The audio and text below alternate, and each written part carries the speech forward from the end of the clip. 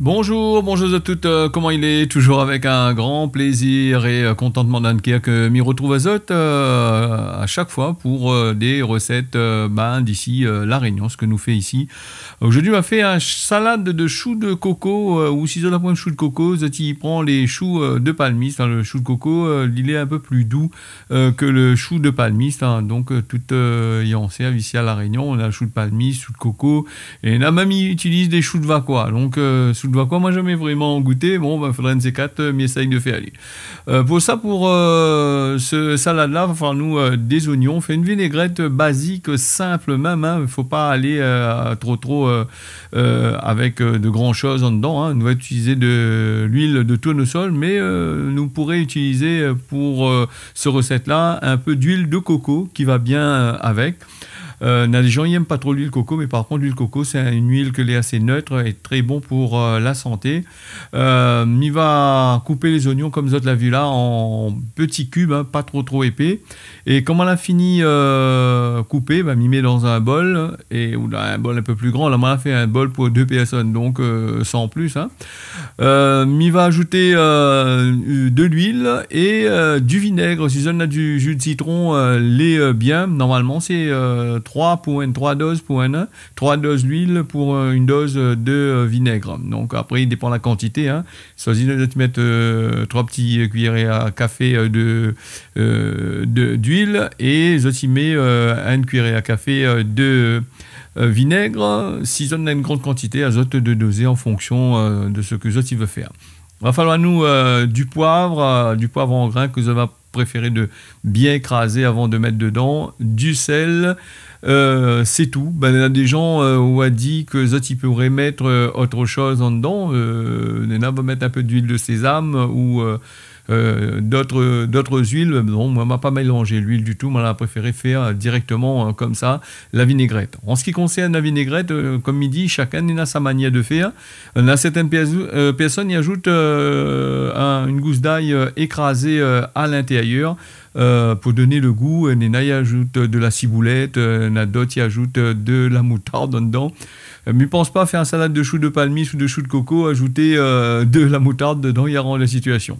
Après, si tu aimes, tu peux mettre. Hein, donc, les choux de coco, et les choux de palmis, il faut prendre ça bien frais. Hein, il ne faut pas prendre ça congelé, hein, quoique ils ne trouvent pas. Mais dans certains magasins, ils vendent en conserve, il n'est pas gaillard du tout. Alors, nous prenons le chou de palmis ou de coco, nous mettons lui dans un saladier, il va tout bien mélanger, ça l'est à consommer quasiment dans l'heure qui suit, hein, parce que si ça il laisse trop longtemps en dedans, c'est pas qu'il va tomber, mais ça aura un petit peu, il n'a pas le même goût. Hein. Le chou de coco ou le chou de palmis, là, les gens ils préféraient manger ça tel que c'est, m'y manger là, ou sinon ça.